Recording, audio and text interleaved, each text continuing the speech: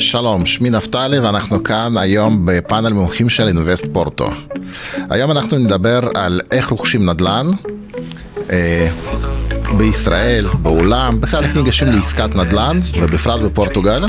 אנחנו בעצם נדבר על כל התהליך רכישה מאלף עד תו, איך אנחנו בוחנים את העסקה ומה חשוב לנו להבין ולדעת בתוך העסקת נדל"ן, כי כולנו באיזשהו שלב בחיים חושבים, רוצים לעשות עסקת נדל"ן, כי כולם מדברים על כך שנדל"ן זה טוב, נדל"ן זה נכון, נדל"ן זה בטוח, לכן כולנו רוצים לקנות את 4 קירות, אבל איך קונים את 4 קירות? כי 4 קירות אפשר לקנות מהיום למחר, אבל איך עושים את כל הבדיקות הנכונות ואיך ניגשים לדבר הזה?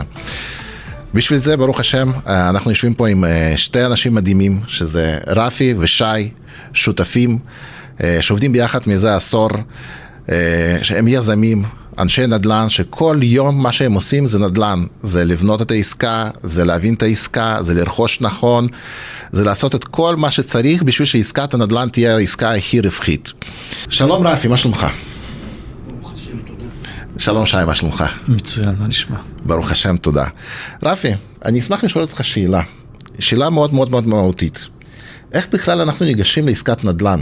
בכללי, לפני פורטוגל, בכלל, איך אנחנו מזהים שעסקת הנדל"ן היא עסקת הנדל"ן הטובה, הנכונה, הרווחית? איך עושים את זה? תראה, הדבר הראשון זה, לטעמי בכל אופן, זה לקבוע מטרה, לקבוע יעד. מה באמת היעד שלנו באותה השקעה? כי ברכישת נדל"ן יש מספר יעדים, לא אחד. אני אדבר כרגע על יעד שרוב האנשים מציבים לעצמם, זה עסקת תשואה. עכשיו, בכדי לבחור עסקת נדל"ן שהיא נכונה מבחינת התשואה שלה, יש מהלכים שצריך לבצע. צריך לבדוק את השטח עצמו, ממש. לבדוק אם אנחנו מגיעים למקום שהסחירות שמה היא בתפוסה נכונה. הדבר השני זה לבדוק את גובה הסחירות שמשולמת ואת עלות הנכס. כי הרי אנחנו מחויבים להצליב את הנתונים האלה בכדי להגיע למסקנה שהעסקת נדל"ן שלנו פה היא נכונה. אם 3 הדברים האלה לא מצטרפים לדבר אחד, אז העסקת נדל"ן לא יכולה להיות נכונה. יש מחיר נכס, יש גובה סחירות, אתה צריך לחשב את מחיר הנכס מול גובה הסחירות, לוודא שקודם כל העסקה היא נכונה מספרית. בנוסף לזה, תפוסה. צריך לדעת שאתה נמצא באזור שהתפוסה שלו תגיע ל-80-90%, אתה הרי לא רוצה להישאר 3-4 חודשים בשנה ממוצע ללא סוחר. הדבר הבא שהייתי בודק זה את ההתנהלות מול הבנק. אני כשלעצמי מאמין בנכסים שנמצאים במקומות שבנק נותן להם מימון.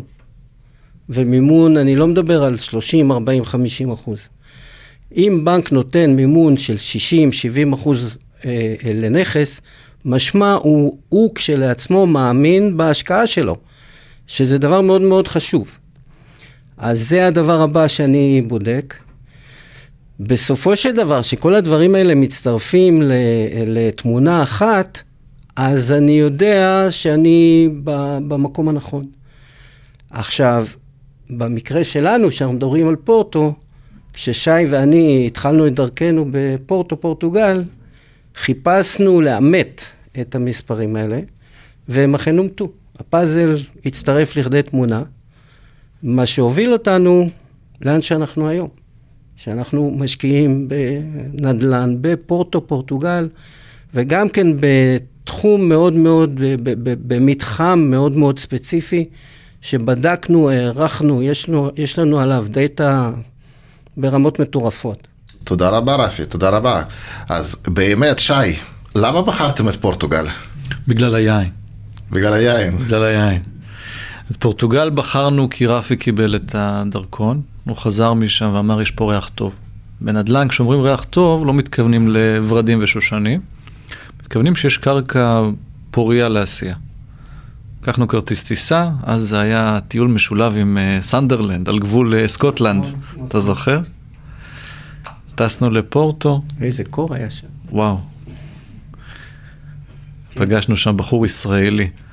אבל אני חושב שהטיול, במיוחד שהיה משולב, הפיל לנו אסימון. נדל"ן אתה רוצה יציבות. אם אתה לא רוצה יציבות, לך תפתח עסק, קח הלוואה מהבנק, אקשן ובלגה. אתה רוצה יציבות, אתה רוצה סולידיות, אתה חייב לבדוק מקום שהוא בריא, הוא בריא מבחינת השקעה. עכשיו, בגלל הקיצון שפגשנו, שזה סנדרלנד ופורטו, נופל לך הסימון מה זה מקום בריא. סנדרלנד, מי שלא יודע, אגב, זה אנגליה, כן? לא מדבר איתך על אפריקה, אנגליה. בפורטו, קודם כל יש לך את רפי ציין את הבנקים. כשהשותף שלך בעסקת נדל"ן הוא בנק, ניטרל את הסיכון, א', ב', לא משנה כמה חכם יהיה אדם, כשגוף פיננסי כבנק, שיש לו אנליסטים ועורכי דין ומחלקת אישורים, נותנת את האישור על המקרקעין, אתה, בוא נגיד, 90% מהעסקה עשית. כל השאר זה בונוס. ואז טסנו לסנדרלנד, ששם אומרים לך בוא תקנה מזומן, בתים מתפרקים, מספרים לך על צעות דמיוניות של 15%, ואנחנו כאנשי נדל"ן רצינו להריח, אמרנו בוא תכניס אותנו לדירה. ואני לא גזען חלילה, אבל יושבים שם משפחה, ילדה בת 2, זוחלת על הרצפה, ואמא שלה מעשנת לה מעל הראש, ואני הזדעזעתי. לא משנה כמה תשואה תמכור לי, אני שם לא עושה עסק. וכן, מזג אוויר. מזג אוויר בפורטו יותר טוב. זה למה פורטוגל. בלי קשר, לא אכפת לי איך נראה הדגל, לא אכפת לי אם הצבעים שלו כאלו או אחרים, וגם לא אכפת לי אם למדינה קוראים, זה לא מעניין. אבל אם יש גוף פיננסי באותה מדינה שתומך אותי, שיודע לתת לי מימון, כמו שאני מכיר פה בארץ ישראל, 30 שנה, משכנתה, שמאי, מהנדסים, אדריכלים, אני עושה עסק. לא מעניין אותי איך קוראים למדינה. אז למה פורטוגל? כי היא מתוקנת. באותה מידה אתה יכול לספר לי מחר על מדינה חדשה בשם זימבבואה, אני עושה שם עסק. תודה רבה שי, תודה רבה. רפי, אני שאל אתכם שאלה, הרי גיליתם את פורטוגל. כידוע, העיר הבירה של פורטוגל זה ליסבון, עיר הרבה יותר גדולה, עיר הרבה יותר חיה, ככה מדברים. כן. למה דווקא פורטו? אנחנו איתך, בתחילת הדרך ניסינו באמת להבין את ליסבון, ומהר מאוד הבנו שהיא כבר רבויה. אני אספר רגע משהו על פורטו. פורטו היום לא מבינה מה זה פורטו. פורטו היא בעצם הבירה הצפונית של פורטוגל, היא המדינה השנייה בגודלה. רק לצורך העניין אני רוצה להזכיר, יש שני נמלי תעופה בינלאומיים בפורטוגל. האחד בליסבון והשני בפורטו. ליסבון היא תל אביב של היום. אין מה לעשות שם. תשואה לא תראה שם, מחירי הנכסים ביחס לסחירות שמקבלים, לא עושים שכל. פורטו לעומת זאת, היא, קודם כל המספרים, מחיר הנכס לעומת הסחירות שמתקבלת עושה שכל. מעבר לזה, הפוטנציאל של השבחת העיר הזאת, השבחת הנכס, הוא עצום. פורטו חד משמעית בדרך להיות ליסבון. היא פשוט לא יודעת את זה. הם עוד לא יודעים את זה פשוט. זה ייקח כמובן בין 5 שנים לעשור, אבל פורטו תהיה ליסבון.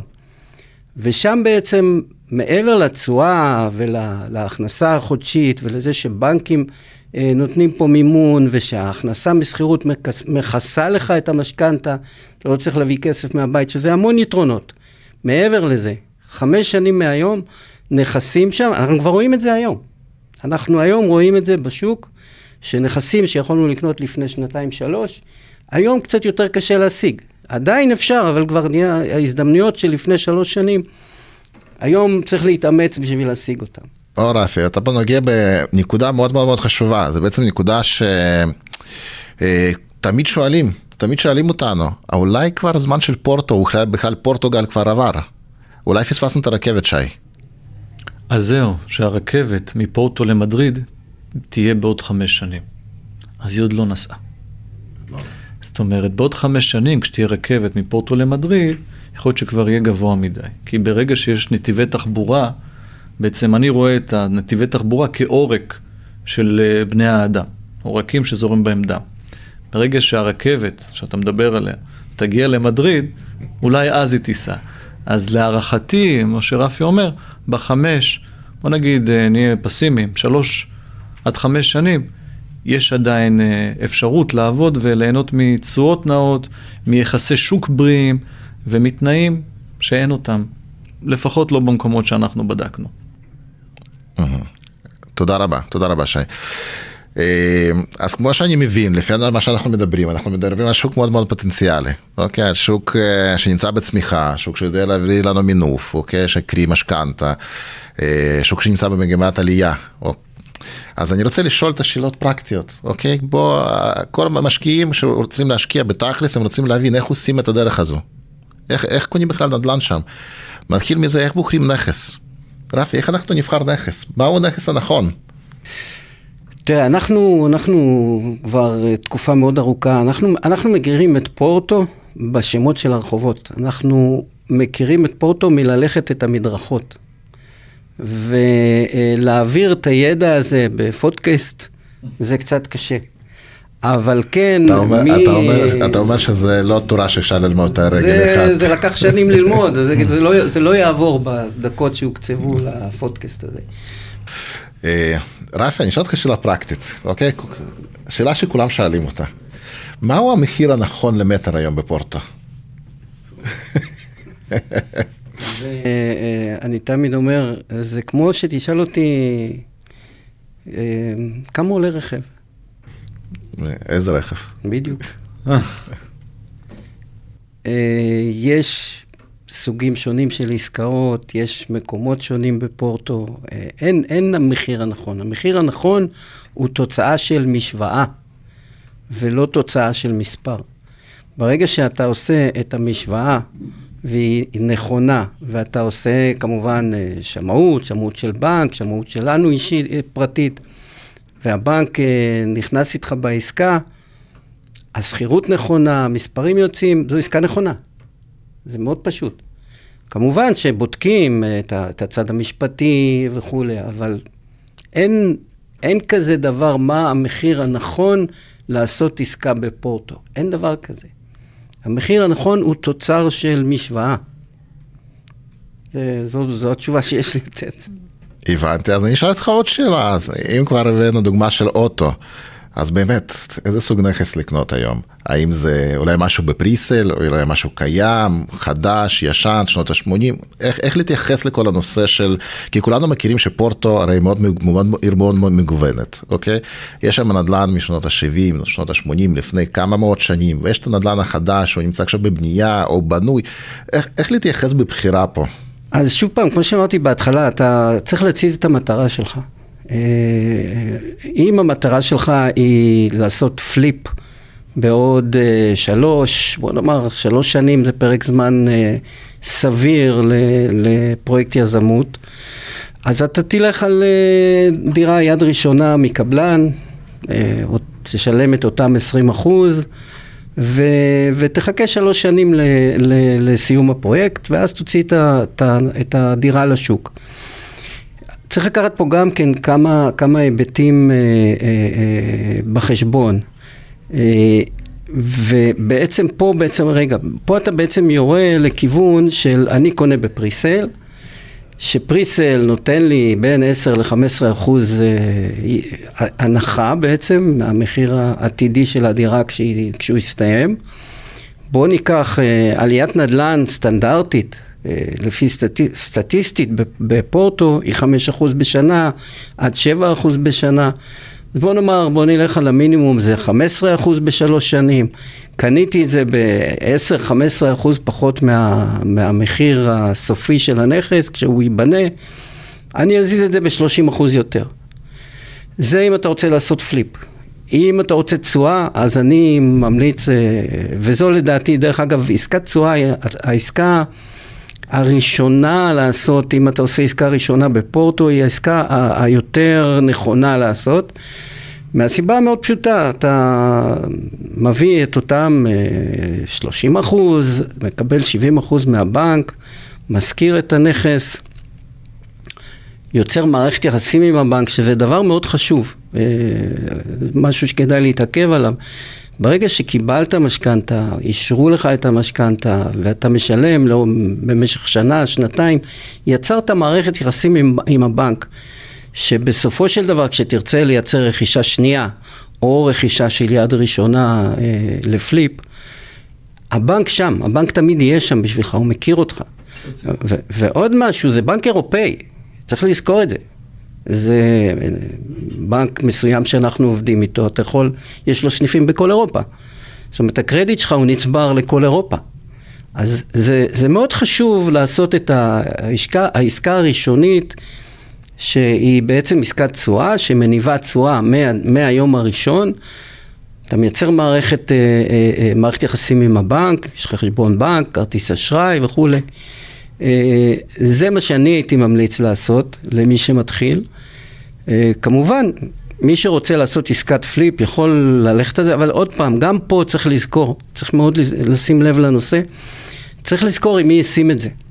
כי בסופו של יום, כשאתה תרצה לעשות את הפליפ, אתה צריך שיתוף פעולה של הקבלן. הרי אותו פליפ, כשאתה תבוא לקבלן ותרצה להמיר את החוזה למישהו אחר, ייווצר פה פער. איך אתה מתמודד עם הפער?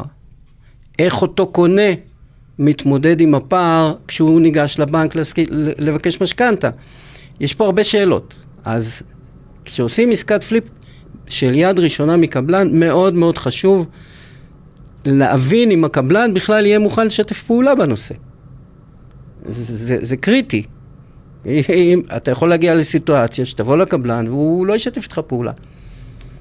אז אתה צריך באמת לסיים את הרכישה ואז לנסות את הפליפ. תודה רבה רפי, תודה רבה. בוא נגיד, אנחנו כבר החלטנו על איזה אוטו אנחנו נלך. אנחנו בחרנו, ננעלנו על נכס, אפילו קנינו אותו, אפילו קיבלנו משכנתה. מה הלאה? שי, מה התהליך הלאה? הרי בסופו של דבר אנחנו לא גרים שם, אוקיי? מה עושים עם הנכס? מי הקל יד?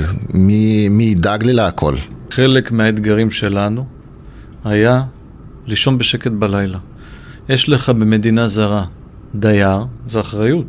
יש לך 4 קירות, זה אחריות. יש לך הלוואה של 70%, זה אחריות. יצרנו כלים בדמות חברת ניהול משכמה ומעלה, לא בגלל הלוגו, בגלל האנשים שיושבים שם, 3 עורכי דין, אנשי לוגיסטיקה, אנשי שטח, מתווכים, שנותנים לנו, רפי ולי, לנכסים שלנו שקט. איך השקט בא לידי ביטוי? לעולם, תקלה לא יכולה להיות מדווחת על ידי חברת הניהול, כי יש לה אינטרס לייצר תקלות. אז קודם כל ניטרלנו את זה. היחידים שיכולים לפתוח תקלות זה רק הדיירים. לעולם דייר יהיה היחיד שיכול לפתוח תקלה. הראשונים לדעת זה אנחנו בעלי הנכסים, והשניים לדעת זה חברת הניהול. אנחנו לא רוצים להתמודד עם הבעיה של הדייר, אנחנו רוצים להפנות את זה לגוף מקצועי שייתן מענה. ובשביל זה הקמנו את החברה. אותה חברה יודעת לתת מענה נקודתי לכל בעיה באשר היא. חשבונאית, כלכלית, לוגיסטית, בצורה מהירה. והחלק הכי חשוב, כאנשי נדל"ן, אתה סופר שקל בשקל. אומרים לך, אתה קונה מטר ב-40 שקל, אתה תריב עם הספק על 39 שקל. כי במכפלות של המטרים שאתה בונה, זה עולה כסף. אז כחלק מהתפיסה הנדל"נית, סירבנו לשלם לחברת הניהול חודש בחודשו. מודל ההיברידי של חברת הניהול הפורטוגזית, שאנחנו עובדים איתה כיום, הוא מודל שמשלמים רק אם הפעלנו אותם לפעולה. אני רוצה שתעשו נקודה מסוימת, הם עשו, אם הם ירצו הם ייקחו את העמלה שלהם, ואם לא אז לא. ב', יש לי יכולת אחרת, לנטרל את חברת הניהול ולהגיד לדייר, יש לך נורא שרופה, אין בעיה, תחליף, אני אקזז לך משכר דירה חודש הבא. זאת אומרת, הכלים היום עומדים לרשותנו ברמה האישית וגם לרשות האחרים. אבל, וזה אחד הדברים שמאוד הקפדנו עליהם, אין עלות חודשית לחברת ניהול. ואם ומצאתם חברת ניהול של גובה עלות חודשית, תשאלו למה. לי יש נכס שאין לו תקלות, למה שאני אשלם חודש בחודשו? סליחה שי, אבל אנחנו ישראלים. מה זאת אומרת, החברה עובדת ולא מרוויחה? כאילו, אם אני לא משלם לה, אז היא לא מרוויחה. אם היא לא מרוויחה, אז למה שהיא תיתן לי שירות? היא מרוויחה כסף מתיווך. ניהול הוא לא יחידת רווח שלה. אבל כששירות כזה אתה מקבל ממתווך שלא גובה עלות חודשית, אלא אם הפעלת אותו, לאיזה מתווך תחזור? לאותו מתווך. לקנות עוד דירות, למצוא עוד סוחרים, למכור את הדירה שלך. לכן בנינו פה מערכת יחסים. לא בנינו חברת ניהול לשם מקורות הכנסה שלה, אלא בנינו חברה שירותית שיחזרו עליה בכל פעם. אז היא מרוויחה, מתיווך. ואני רוצה להגיד משהו. לעולם, מי שמשלם תיווך, זה הלקוח שהזמין את השירות. לצורך העניין, אני בעל נכס, רוצה סוחרים, אני אשלם. אבל אם אני רוצה לקנות דירה, אני לעולם לא אשלם תיווך. רק המוכר. כי אם לא המוכר, שאומר אני רוצה שתמכרו לי, הדירה לא הייתה בשוק. לכן היחיד שמשלם תיווך בעסקת מחירה וקנייה, זה רק המוכר. תזכרו, זה חשוב. תודה רבה שי, תודה רבה. הבנתי, מודל מאוד מעניין, מודל פרקטי. איך שאתה אומר, ניהול יקר מפסיד כסף, ניהול זול מרוויח כסף. זו ההגדרה. רפי, אבל... ניהול רזה, הייתי מגדיר. ניהול רזה, יפה מאוד, יפה מאוד. איך אנחנו בוחרים את הדייר? כאילו, איך אנחנו יודעים להכניס סוחר בסופו של דבר? כי יש פה מספר ספקות תמיד, אוקיי?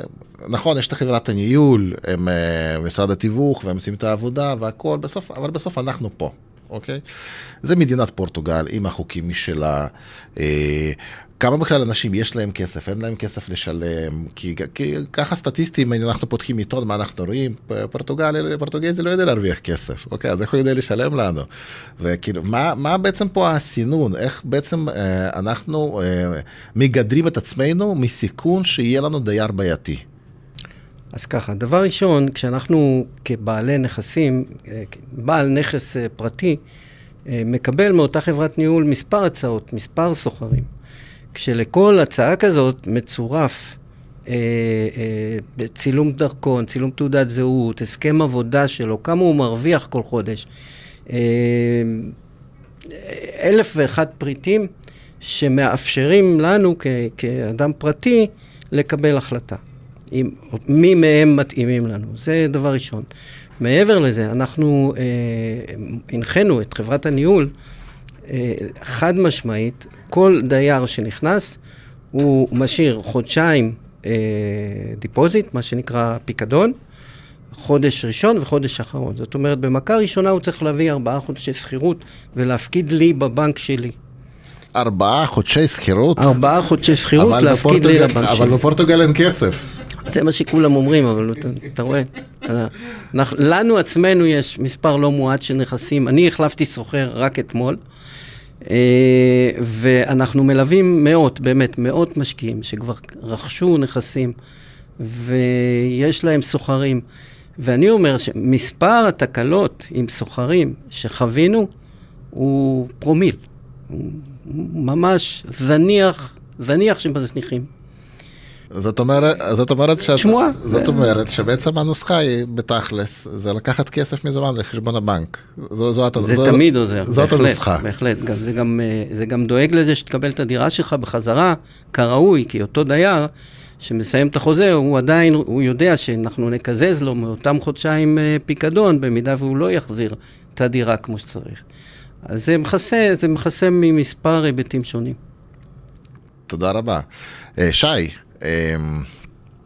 שאלה, מה קורה עם אותו סוחר שנכנס לתוך הדירה, בדקנו אותו, פיננסית היה בסדר, נראה שהכל טוב, נתן את 4 חודש, מפסיק לשלם, מה עושים? מה החוק במדינה אומר, או בכלל איך מתנהלים עם דייר שמסרב? הנטייה הרווחת זה לרוץ לחוק.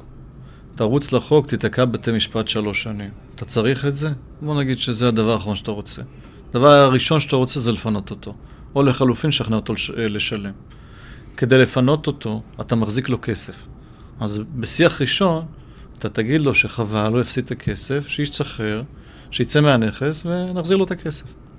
אם זה לא עובד, אגב קרה לנו, אז אנחנו עושים את זה בצורה אלגנטית. מוצאים לו פתרון חלופי, בהתאם למה שהוא יכול לשלם. כשיש לך גוף של חברה מנהלת של 300 נכסים, לעולם התפנו דירות. אז מציעים לו אלטרנטיבה זולה יותר, כדי להגיע להסדר. נותנים לו דירה זולה יותר, מפנים אותו ומציעים דייר חלופי. אם וכאשר גם זה לא עובד, רק אז אני כן מציע לפנות להליך המשפטי. קחו בחשבון, זה הליך שלוקח זמן. כמה זמן? בוא נגיד שאפשר להוציא מכתב תוך 3 חודשים, חודשיים 3, בתי משפט, והם כבר נותנים את הפסיקה להוציא את הדייר. כמה זמן בפועל עד שהוא יצא? בוא נגיד ככה שיש דיירים שגם אחרי המכתב המאיים מעורך הדין, מחליטים לפנות. אבל אם תיקחו את המקרה הכי מסובך, העניין של לדעתי עד שנה, עוד לא קרה לנו, ואני מקווה שגם לא יקרה, כי אנחנו עושים סינון, אבל אני מאמין שנה והוא בחוץ. תמשיך את השאלה שלי, אני אלך יותר, ואני אשאל, הרי לא מדברים סטטיסטית, בואו נדבר סטטיסטיקות, יש המון מהגרים, יש מקומיים, יש תיירים, יש סטודנטים, בואו תן לנו קצת הבנה, קודם כל, מי אולי הסוחר הכי טוב, פה אולי אנחנו ניגע בעצם באסטרטגיה, אוקיי, של השקעה, אוקיי, אולי זה באמת תיירות, אולי לא, כאילו מי, או מקומי, עם מי כדאי לנו לעבוד בתור האסטרטגיה העיקרית שלנו שם, ברגע שאנחנו רואים. אני לעולם מנטרל, צבע עור, דרכונים, גילאים, אני מנטרל את זה, זה לא מעניין אותי. אותי מעניין כמה הוא מרוויח. ואני אסביר. גם בישראל יש לנו קצת נכסים. בישראל היחס בין ההכנסה הפנויה לבין שכר הדירה שאני מבקש, חייב להיות עד 50%. אם לצורך העניין אתה מקבל 10,000 שקל נטו, ואני מבקש 6,000, אני לא אכניס אותך לדירה שלי. אבל אם הייתי מבקש 5,000, אז היחס היה נראה לי בריא, הייתי מכניס אותך, כי אני לא רוצה לחנוק אותך, אני לא רוצה שעוד חודשיים תגיד לי אין לי, ולא רוצה להיכנס לזה. בפורטוגל המחיה זולה משמעותית, ולכן זה יכול להגיע גם עד 60% מההכנסה הפנויה. את אותה דירה של 10,000, סליחה, את אותה הכנסה פנויה של 10,000, כן, שיש לו, אני יכול לתת לו דירה של 6,000 שקל. ולכן אם הוא סטודנט, זוג, זה לא מעניין. מעניין אותי מה ההכנסה הפנויה שלו, ומה אני דורש, ואם היחס נכון, אני מכניס. שי, תענו לי לשאלה עכשיו, בבקשה. איך התהליך הזה נראה? בן אדם רוצה לרכוש עכשיו נדל"ן בפורטוגל בכללי. מה עושים? איך התהליך כולו נראה? איך לימד אותי נפתלי? איזה עסקה הכי טובה בנדל"ן? עסקה שאתה יכול לקנות היום. למה? כי נדל"ן, כמו שהבנתם, זה משהו שבורח, חומק לנו מבין האצבעות. אם לא קיבלנו החלטה, אז מחר לא תהיה את ההזדמנות. עכשיו צריך להבין מה המשמעות של כסף. כסף הוא רק מספר, שיכול להקנות לנו דברים חומריים, או רגשיים, לא משנה. אבל אתה לוקח את אותו מספר וקונה בו משהו. עכשיו, אם אותו מספר לא הוצמד למשהו פיזי, הוא יאבד מהערך שלו. נדל"ן בישראל, אם לא היינו לוקחים את המעט כסף, שמים אותו ומחכים, אז אותו כסף לא יודע לקנות את אותו נדל"ן בעוד 5 שנים. לחלופין, שמתי את הכסף באותו נדל"ן, חיכיתי, פדיתי את הצ'ק, אני אוכל לקנות את אותו נדל"ן. אז ההחלטה היא הגורם הראשוני. אחרי זה אצלנו יש את העניין התשתיתי, פתיחת מספר מס, KYC, בעצם הכרת הלקוח לבנק, מציגים את הלקוח לבנק, אוספים את המידע הרלוונטי כדי למכור את זה, והחלק הכי משמעותי זה המקרקעין. בהתחלה כשהתחלנו, כיתתנו רגליים, שילמנו לשני אנשים משכורת שילכו והסתובבו שם ויעשו לנו טקסלים. היום אנחנו קצת יותר מתקדמים, יש פורטל, בפורטל הזה, כל יום עולים נכסים חדשים. עכשיו, זה לא סתם נכסים שעולים, כן, תמונות יפות. מיקום, מחיר למטר, מה מקבלים וסרטון וידאו. שנייה. אז בעצם אתה מדבר על כלי של מתווכים. אז בעצם אינבספורטו זה משרד תיווך, כמו אתר אידיאליסטי כזה, כאילו, על זה אתה מדבר? הכלי הזה נועד כדי שאנחנו נוכל לסנן. זה כלי סינון. מתווך לא מסנן. מתווך קיבל דירה, צריך למכור אותה לקבל עמלה. אותנו זה לא מעניין. אנחנו מקבלים שכר טרחה. הכלי הזה נועד כדי שאנחנו נוכל להחליט מה טוב, מה לא טוב למשקיעים. עכשיו, למה סרטון וידאו? למתווכים יש סרטוני וידאו? כן, צריך סרטון וידאו מהיר. 3 אלמנטים יש בכל וידאו. הרחוב, הבניין והדירה. למה? אם הרחוב יש בו רכבת קלה לצורך העניין, אז אולי לזה לא נכון עכשיו להשקיע, או שכן נכון להשקיע. בניין, אם יש צואה של בעלי חיים, אז אולי לא נכון, הוא לא מתוחזק. והדירה עצמה, אנחנו צריכים לדעת כניסה, יציאה, איזה קומה, את כל האינפורמציה הזו שהאנשים בשטח מביאים לנו. בפורטל שמשרת אותנו ככלי עבודה, כולם יכולים לגשת, יכולים להסתכל, לבדוק, להבין, לנתח. ליך שקיבלו החלטה ויחליטו שהם רוצים עזרה, אנחנו פה. מי שרוצה יכול גם בצורה עצמאית. לטוס, לקנות כרטיס טיסה, להתקשר למתווך, לעשות בצורה עצמאית. אנחנו בסך הכל נותנים את הכלים שלנו ואת הידע, אבל זה לא הכרחי. אז אני אומר שוב, החלטה, לבנות תשתית ולבחור את הנכס. זהו, איתנו, בלעדינו זה לא משנה. נגיד לסיכום כמה דברים, אז כולנו, אנחנו פה בחינוך שלנו בישראל, אנחנו תמיד מדברים על 4 קירות, שצריך לקנות 4 קירות, למגורים, להשקעה, כי זה יבטח אותנו, לעתיד הכלכלי טוב יותר, זה יסדר את הילדים שלנו וכו' וכו' וכו'. רק מה לא מדברים? ש4 קירות זה המוצר הסופי. בשביל לקנות את 4 קירות צריך לדעת איך קונים את 4 קירות. כלומר, איך רוכשים את הנדל"ן בצורה הכי נכונה שיש. כי איך שאנחנו הבנו מהפאנל של היום, עד שאנחנו נגיע לאותם 4 קירות הנכונות, אנחנו צריכים לעשות הרבה עבודה, אם זה מחקר, אם זה לדעת, להבין, לבדוק, מי ינהל, מי הסוחרים. יש פה כל כך הרבה שאלות, אוקיי, שכמו שרפי אמר, זה לא משהו שאפשר ללמד על רגל אחת, כן? בשביל זה יש כלים המקצועיים, וזה הכלים שיש לנו בחברת אינבספורטו, שבעצם בזכות רפי ושי, אוקיי, היום כולם יכולים ליהנות מכל התשתית, אוקיי, שיש בשביל לקנות את הנדל"ן בצורה הכי נכונה. כמו יש ביטוי מפורסם, צריך לדעת לרכוש חכם. לרכוש חכם זה לא לרכוש בזול, זה לרכוש חכם. אז נדל"ן רוכשים רק חכם. אז כל מי שעכשיו נמצא בדרך וחושב איך עושים את זה, או שהוא חושב לעשות את זה כבר מחר, יש לכם את הפורטל שלנו, שזה פורטל מקצועי, שאתם יכולים לבחור שם נכסים ולרכוש אותם. וכל מי שעדיין לא יודע אם הוא קיבל את ההחלטה, חושב לקבל את ההחלטה, בדרך לקבל החלטה, מוזמנים להגיע לפגישת הייעוץ.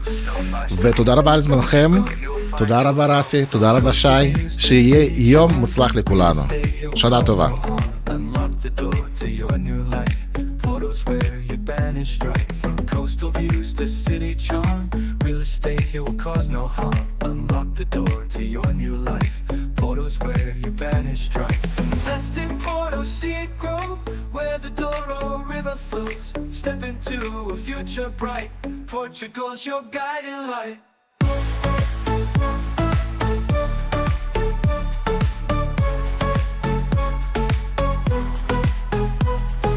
Properties rising near the sea, where dreams and wallets both agree. A city rich in history gold, in Porto every story's told. Neighborhoods so lively, neat, every corner there's a treat. Profits soaring high and wide, in Portugal, take that stride. The land of wine and vibrant nights, where every investment delights. From old to new, the market sways, in Porto catch those sunny rays.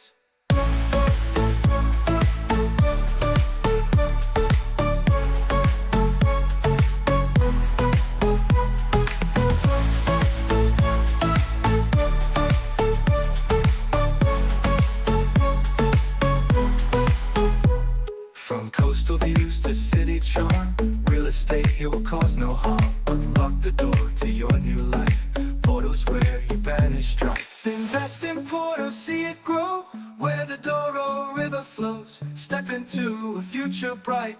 Portugal's your guiding light. Properties rising near the sea, where dreams and wallets both agree. A city rich in history gold. In Porto every story's told.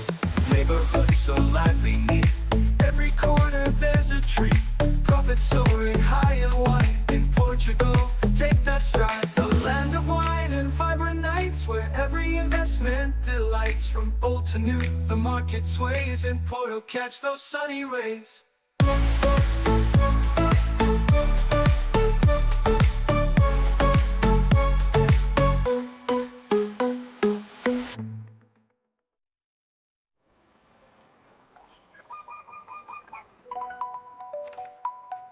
Oh, Property is rising near the sea, where dreams and wallets both agree. A city rich in history gold. In Porto every story's told. Neighborhoods so lively, neat. Every corner there's a tree. Profits soaring high and wide. In Portugal, take that stride. A land of wine and vibrant nights, where every investment delights. From old to new, the market sways. In Porto, catch those sunny rays.